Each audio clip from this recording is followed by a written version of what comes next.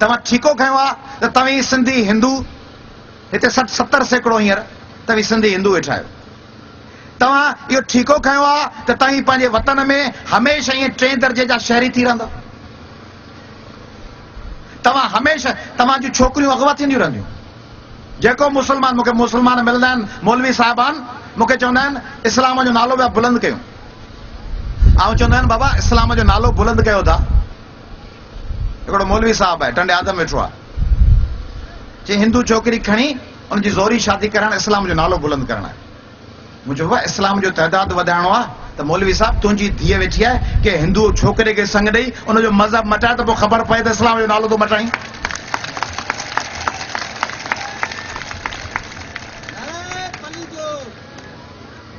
भला संग नथो ॾेई सघी पंहिंजी धीअ जो इस्लाम जो बोलबाला करण लाइ त हिंदूअ खे मुस्लमान कयां त भला हिंदुनि में पोड़ियूं बि आहिनि, मासियूं वेठियूं आहिनि, चाची सावित्री बि वेठी आहे, पुफी वेठी आहे, सीता उनजो मज़हब कोन थो मटाई। मज़हब मटाए 15-16 साल वारी हिंदू छोकिरी इस्लाम क़बूल कराइण उनखे काकी सावित्री जेका वठी 80 साल जी उनखे मुस्लमान करण त तोखे दिलचस्पी कान्हे।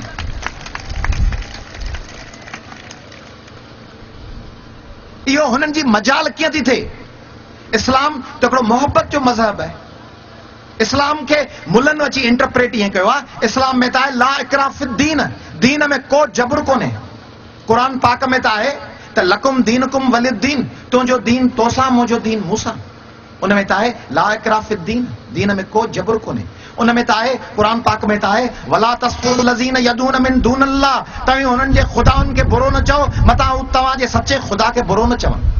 उन में त मोहब्बत जो सलामती जो सभिनी खे दलील ज़रिए क़ाइल करण जो आहे। ही मुल्ला पंहिंजो ज़ोरी डंडे जे ज़ोर ते जेको दीन खणी आया आहिनि, माण्हुनि ते ज़ोरी दहशतगर्दी ज़रिए सुइसाइडल अटैक ज़रिए लाहौर में, पिंडी में, कराची में असांजे भाउरनि खे शहीद करण वारो दहशतगर्दी वारो इहो तरीक़ोकार, इहो इस्लाम कोन्हे, इहो मुल्लनि जो पंहिंजो घड़ियल हिकिड़ो ग़ासिबाना तरीक़ो आहे। उनखे असीं रद्द कयूं था।